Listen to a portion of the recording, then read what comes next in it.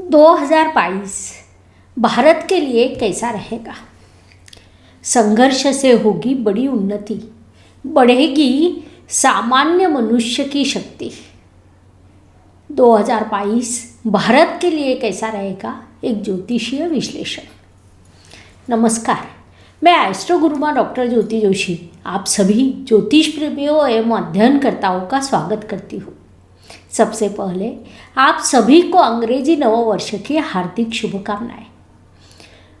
नववर्ष का प्रारंभ होने से पहले ही यह वर्ष हमारे लिए कैसा रहेगा, यह समझने के लिए हर कोई इच्छुक होता है। उस अनुसार हम हर वर्ष वार्षिक राशि फल देते हैं, जो इस वर्ष भी बहुत ही विस्तृत स्वरूप में दिया है। लेकिन ज्योतिष प्रेमियों के साथ अध्ययनकर्ताओं की संख्या बड़ी ज़्यादा है। हम जो ज्योतिष विश्लेषण देते हैं वह उनके अध्ययन को गति प्रदान करता है। उस अनुसार 2022 यह नववर्ष हमारे भारत देश के लिए कैसा रहेगा, यह विश्लेषण किया जाए।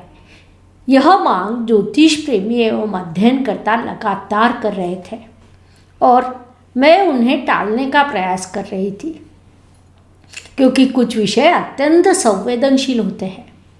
उन्हें बोलने की अपेक्षा शांत बैठना कभी भी उचित होता है।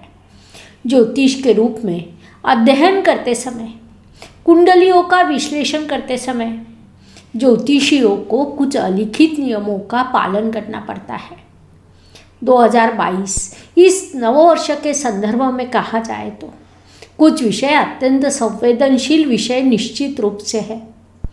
विशेष रूप से नववर्ष के प्रारंभ से अप्रैल माह तक घटने वाली अत्यंत महत्वपूर्ण घटना है कि जिसे हम हमारे देश के लिए अत्यंत नकारात्मक बोल सकते हैं। इसीलिए उसे टालने का मैं प्रयास कर रही थी, क्योंकि ज्योतिष मार्गदर्शक शास्त्र है और मार्गदर्शन सदैव सकारात्मक रूप से होना चाहिए। लेकिन अध्ययनकर्ताओं से हो रही लगातार मांग के कारण हम उसे टाल नहीं सकते। इसीलिए कुछ विषयों पर बोलना पड़ता है। उस अनुसार 2022 यह अंग्रेजी नववर्ष हमारे भारत देश के लिए कैसा रहेगा, इस विषय पर हम चर्चा करेंगे।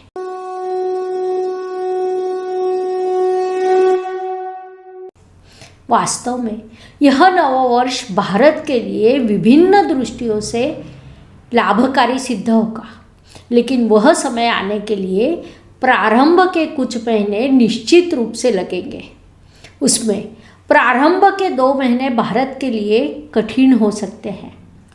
विशेष रूप से पड़ोसी देश का भारी उपद्रव जब मैंने भारत की कुंडली में देखा तो मैंने सर्वप्रथम पाकिस्तान और चीन का विचार प्रारंभ किया। पाकिस्तान की कुंडली को जब हम देखते हैं तो उसमें जो ग्रह स्थिति है वो पाकिस्तान को युद्ध के लिए प्रोत्साहित करेगी। वे युद्ध चाहते हैं। हम उसे अति आत्मविश्वास कह सकते हैं या हमारे संदर्भ में गलत धारणाएं भी कह सकते हैं, या अन्य देशों के भारत के विरुद्ध में उन्हें दिया हुआ समर्थन कह सकते हैं। उसका कुल मिलाकर प्रभाव पाकिस्तान की कुंडली पर हुआ है। दशा का विचार करें तो पाकिस्तान को मारक ग्रह की महादशा शुरू है। पाकिस्तान की मेष लग्न की कुंडली है और शुक्र ग्रह उस कुंडली के लिए मारक है। द्वितीय और सप्तम जैसे 2 बड़े स्थानों का अधिपति होने के कारण वह प्रबल मारक बन गया है। ऐसे इस शुक्र की महादशा में शनि अंतर्दशा शुरू है, जो इस कुंडली के लिए अकारक है। कुल मिलाकर विचार करें तो उनके लिए, पाकिस्तान के लिए अत्यंत विपरीत स्थिति शुरू है। साथ ही जब हम 1 जनवरी 2022 की कुंडली देखते हैं तो लग्नेश मंगल ग्रह 1 जनवरी अर्थात वर्ष के पहले दिन ही पाकिस्तान के कुंडली में अष्टम स्थान में विराजमान है। कुंडली के अष्टम स्थान को अत्यंत नकारात्मक स्थान माना जाता है। राशि स्वामी के संदर्भ में विचार करें तो पाकिस्तान की यह कुंडली मिथुन राशि की है। उस अनुसार राशि स्वामी बुध ग्रह भी अष्टम स्थान में विराजमान है, अर्थात लग्नेश लग्न कुंडली के अष्टम स्थान में और राशि स्वामी राशि कुंडली में राशि से अष्टम स्थान पर विराजमान है। संक्षेप में, मन एवं बुद्धि दोनों ही एक ही समय पर नकारात्मक स्थिति में होना, यह जो प्रकार है वह पाकिस्तान के साथ होते दिखाई देगा। कहीं न कहीं उसका दुष्प्रभाव भारत पर निश्चित रूप से होगा। इस समय काल में भारत की कुंडली जब हम देखते हैं, भारत युद्ध को टालने का पूरा प्रयास करेगा। उसके लिए जो भी आवश्यक है उन सभी नीतियों को अपनाएगा। फिर भी जब सामने वाला देश सुनता नहीं तो उसका दुष्प्रभाव भारत पर होगा। भारत को उसका उत्तर देना ही पड़ेगा। फलस्वरूप नव वर्ष में प्रारंभ के कुछ महीने बड़े संघर्ष की स्थिति रहेगी। Please like, share and subscribe the channel और हाँ, बेल आइकॉन दबाना ना भूलें। भारत की कुंडली वृषभ लग्न की है और लग्नेश शुक्र की यात्रा धनु राशि अर्थात अष्टम स्थान से शुरू है। वही सुखेश भी विराजमान है, अर्थात भारत की कुंडली में लग्नेश और चतुर्थेश यह दोनों ग्रहों की यात्रा अष्टम स्थान से शुरू है। साथ ही अष्टम स्थान के एक ओर मंगल और दूसरी ओर शनि जैसा ग्रह विराजमान है, अर्थात शास्त्रोक्त भाषा में कहा जाए तो लग्नेश शत्रु ग्रह के कर्तरी में फंसा हुआ है, ऐसा हम कह सकते हैं। यह ग्रह स्थिति अत्यंत विपरीत स्थिति की सूचना देगी। यह मुद्दा संवेदनशील होने के कारण उसे बताया न जाए, इसलिए मैं इस विषय पर बोलना नहीं चाहती थी। अब जब हम कुंडली को देखते हैं तो दिसंबर माह के अंत से जनवरी, फरवरी, मार्च इन महीनों में विशेष रूप से पाकिस्तान और उनके मित्र राष्ट्रों से हमें परेशानी होने की संभावना है। उनकी कई उपद्रवी हरकतें बढ़ने वाली है। उसमें कहीं न कहीं हमें परेशानी निश्चित रूप से होगी। अब प्रश्न यह उपस्थित होता है कि यह स्थिति कब तक बनी रहेगी। तो प्रारंभ के 2 महीनों में भारत को अधिक परेशानी होगी। मार्च से यह परेशानी कम होगी और अप्रैल के बाद भारत इस समस्या का ठोस भूमिका लेकर अग्रसर होगा। अब उस अवधि की सबसे महत्वपूर्ण बात होगी अप्रैल माह में जब हम भारत की कुंडली को देखते हैं तो अत्यंत मजबूत होकर सामने आएगी। सभी समस्याओं का समाधान खोजकर भारत आगे बढ़ेगा। इसी समय अर्थात 12 अप्रैल को राहु ग्रह का मेष राशि में आगमन होगा। इस अवधि में पाकिस्तान की कुंडली को देखा जाए तो राहु उनके सर पर विराजमान होगा, जो लगातार भ्रम की स्थिति उत्पन्न करेगा। उन्हें विपरीत बुद्धि देगा, क्योंकि मेष राशि का स्वामी मंगल ग्रह और राहु इनमें प्राकृतिक शत्रुत्व है। मेष राशि में जब राहु का आगमन होगा तब वह कृत्तिका नक्षत्र में होगा। फलस्वरूप इस अवधि में वह पाकिस्तान को अत्यंत विपरीत बुद्धि प्रदान करेगा। अर्थात यह बस एक ही विषय हुआ। लेकिन यह नववर्ष भारत के लिए कैसा रहेगा, इसका जब हम विचार करते हैं तो कई चीज़ें सामने आती हैं। अर्थात क्या महंगाई बढ़ेगी, अर्थव्यवस्था कैसी रहेगी, क्या राजनीतिक स्थिरता आएगी, युद्ध की स्थिति तो निश्चित रूप से होने वाली है। अप्रैल तक उसकी तीव्रता रहेगी, लेकिन अन्य प्रश्न जैसे सामाजिक, राजनीतिक और बहुसंख्य मध्यम वर्ग के लिए यह वर्ष कैसा रहेगा। शेयर मार्केट की स्थिति कैसी क्या रहेगी। वर्तमान स्थिति में स्वास्थ्य संबंधी प्रश्न अधिक मात्रा में पूछे जाते हैं। आध्यात्मिक दृष्टि से, पर्यटन की दृष्टि से यह नववर्ष कैसा रहेगा, ऐसे सभी मुद्दों पर हम विस्तार से वार्तालाप करेंगे, ताकि यह नववर्ष भारत के लिए कैसा रहेगा यह अधिक स्पष्ट हो सके। Please like, share and subscribe the channel और हाँ, बेल आइकॉन दबाना ना भूलें। जैसा कि मैंने पहले भी कहा, भारत को युद्धजन्य स्थिति का सामना करना पड़ेगा। साथ ही क्या गृह युद्ध भी होगा?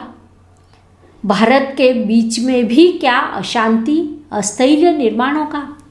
यह एक बड़ा प्रश्न है। ग्रह स्थिति उस संदर्भ में भी सूचित करती है कि इस अवधि में आंतरिक कलह का वातावरण बन सकता है। वास्तविक रूप में आर्थिक दृष्टि से जब हम विचार करते हैं तो 1947 से भारत जब से स्वतंत्र हुआ तब से लेकर आज तक भारत की जो उन्नति हुई है, चाहे फिर वह आर्थिक हो, सामाजिक हो, सम्मान हो, प्रतिष्ठा हो, अन्य देशों में भारत की निर्माण हुई प्रतिष्ठा हो, उसमें लगातार वृद्धि हुई है। गत 2 सालों में अर्थात कोरोना काल में भी भारत में शांति बनाए रखा है। इतनी बड़ी जनसंख्या होने के बाद भी वैश्विक महामारी से बाहर निकलना कोई छोटी बात नहीं। अर्थात बाहर निकलते समय कहीं न कहीं हमारी अर्थव्यवस्था निश्चित रूप से विचलित हुई है, जो स्वाभाविक बात थी।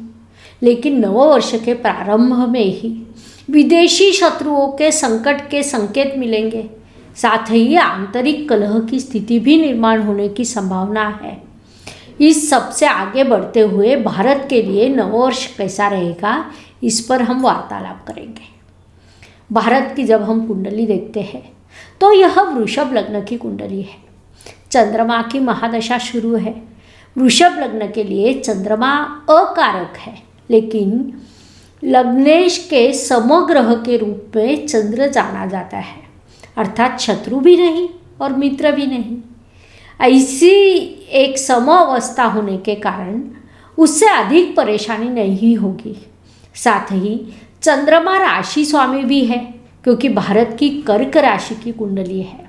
राशि स्वामी होने के कारण उसे यहाँ बल प्राप्त होगा। उसी दृष्टि से विचार करें तो यह महादशा भारत को संघर्ष के बाद सफलता की ओर लेकर जाएगी, ऐसा हम कह सकते हैं। इस नववर्ष में भारत को चंद्रमा की महादशा में बुध की अंतर्दशा शुरू रहेगी।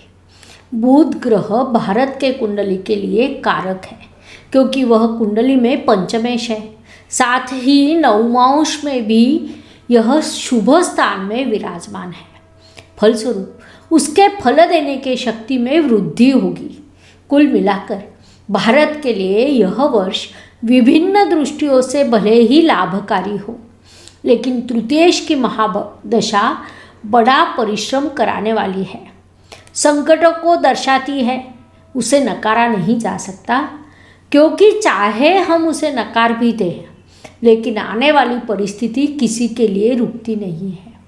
इसीलिए उसका स्वीकार करना अपरिहार्य होता है। स्वास्थ्य की दृष्टि से विचार करें तो नववर्ष के प्रारंभ में ही, अर्थात जनवरी और फरवरी के माह में स्वास्थ्य संबंधी कुछ बड़े प्रश्न उपस्थित हो सकते हैं। मार्च माह में उसकी तीव्रता कम होगी।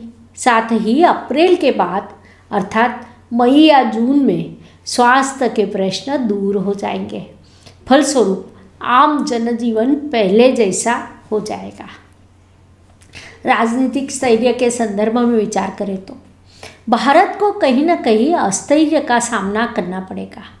इस दृष्टि से भी कुछ अचानक अप्रत्याशित घटनाएं होकर अस्थैर्य निर्माण हो सकता है, लेकिन भारत की मौलिक शक्ति बड़ी है।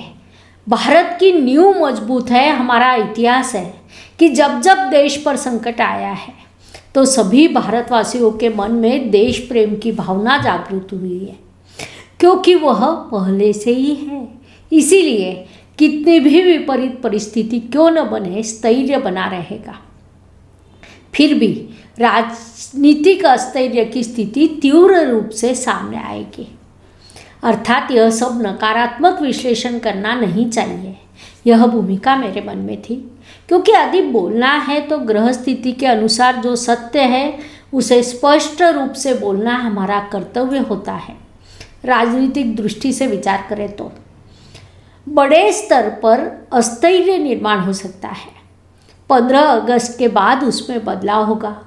इन सब नकारात्मक चीज़ों में से कुछ सकारात्मक चीज़ें जरूर होने वाली है। विशेष रूप से अप्रैल के महीने से मराठी नववर्ष का प्रारंभ होगा। इस वर्ष का नाम शुभकृत है, अर्थात कितनी भी अशुभ घटनाएं होती है, कितने भी संकट आते हैं, फिर भी उसके साथ शुभ घटनाएं जरूर होगी। उन्नति की ओर लेकर जाने वाला वर्ष, ऐसा इस मराठी नववर्ष का हम वर्णन कर सकते हैं। इस नववर्ष की और एक विशेषता है कि इस वर्ष का राजा शनि है। शनि को सामान्य जनता, श्रमिक लोगों के कारक ग्रह के रूप में जाना जाता है। सबसे महत्वपूर्ण बात है कि न्याय का कारकत्व भी शनि के पास है। 2021-22 का में उस वर्ष का राजा मंगल ग्रह था। फलस्वरूप संपूर्ण वर्ष में युद्धजन्य स्थिति पूरे विश्व में कहीं न कहीं बनी थी। उसके तीव्र प्रभाव हम देख चुके हैं। लेकिन 2022-23 मराठी नववर्ष का राजा शनि है, जिस कारण पहले की स्थिति में बड़ा बदलाव जरूर होगा। ज्योतिष नियमों के अनुसार शनि को मंद ग्रह कहा जाता है। विलंब का कारकत्व उसके पास है, लेकिन उसका प्रभाव ठोस होता है। इस विपरीत स्थिति में भी शेयर मार्केट के भाव बढ़ेंगे। इस अवधि में मार्केट ऊंचाइयों पर होगा। अप्रैल के बाद स्वास्थ्य संबंधी प्रश्न कम होंगे, साथ ही लोगों की धार्मिक भावनाएं सामने आएगी। धर्म का महत्व, फिर चाहे वह कौन सा भी धर्म हो, लोग उसके महत्व को समझेंगे। धर्म के अनुसार कर्म करना, इसे हमें कोरोना ने सिखाया है। इस अवधि में जिन्होंने धर्म को छोड़ा नहीं, अपने कर्म छोड़े नहीं, वे सफलतापूर्वक आगे बढ़ते रहे।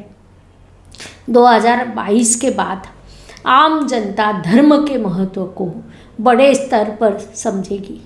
इन सभी स्थितियों में पर्यटन क्षेत्र बड़े स्तर पर आगे बढ़ेगा, जो गत 2 सालों से पूरी तरह ठप पड़ा था। तो पर्यटन क्षेत्र में अचानक गति प्राप्त होगी। पिछले कुछ समय में बॉलीवुड क्षेत्र की कुछ गलत चीज़ें मुख्य रूप से सामने आई है, वह कम होगी। साथ ही गत कुछ सालों से आम जनता के मन में जो गलत धारणा विकसित हुई थी कि अब कहीं पर न्याय नहीं होगा, उस मानसिकता को धक्का देकर न्याय प्रणाली उचित पद्धति से कार्यरत होगी। अर्थात व्यक्ति कितना भी बड़ा क्यों न हो, यदि उसने कुछ गलत किया तो उसे अपनी मजबूत न्याय प्रणाली के अनुसार सजा अवश्य प्राप्त होगी। यह इस अवधि की सबसे बड़ी विशेषता हो सकती है। महंगाई के दृष्टि से विचार करें तो महंगाई निश्चित रूप से बढ़ेगी। डॉलर का मूल्य भी बढ़ेगा। भले ही यह सब सत्य हो, लेकिन 2022 यह नववर्ष भारत की दृष्टि से लाभकारी सिद्ध होगा। विपरीत स्थिति में सामान्य मनुष्य, सामान्य जनता, किसानों के हाथ में सत्ता होगी। वे अपने परिश्रम से विपरीत परिस्थिति में संघर्ष कर उन्नति के ओर अग्रसर होंगे।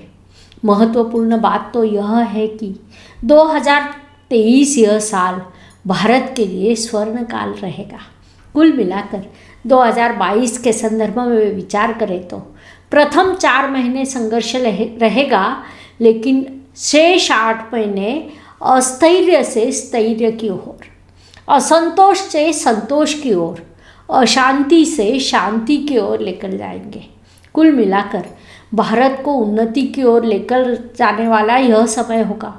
लेकिन वास्तविक उन्नति 2023-2024 में होगी।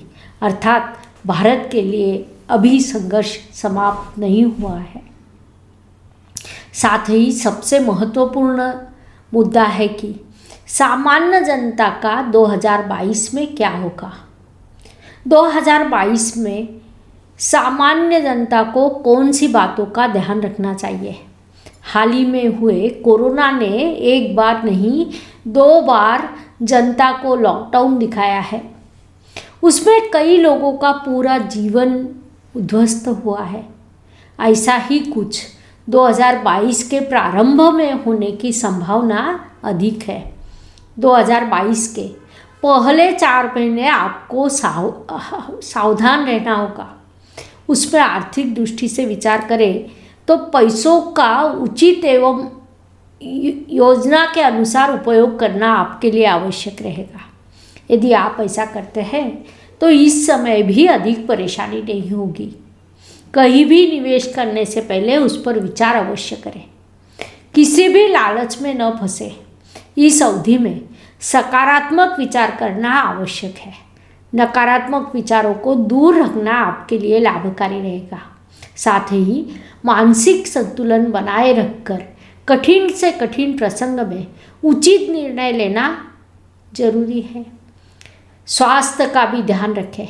इस प्रकार अनुशासित जीवन यदि हम जीते हैं तो किसी भी परिस्थिति में स्थैर्य बनाए रख सकते हैं। 2022 यह अंग्रेजी नववर्ष भारत के लिए कैसा रहेगा, इसे जानने के लिए इतनी जानकारी पर्याप्त है। फिर मिलेंगे। धन्यवाद। शुभम भवतु। जय ज्योतिष। Please like, share and subscribe the channel. और हाँ, बेल आइकॉन दबाना ना भूलें। धन्यवाद।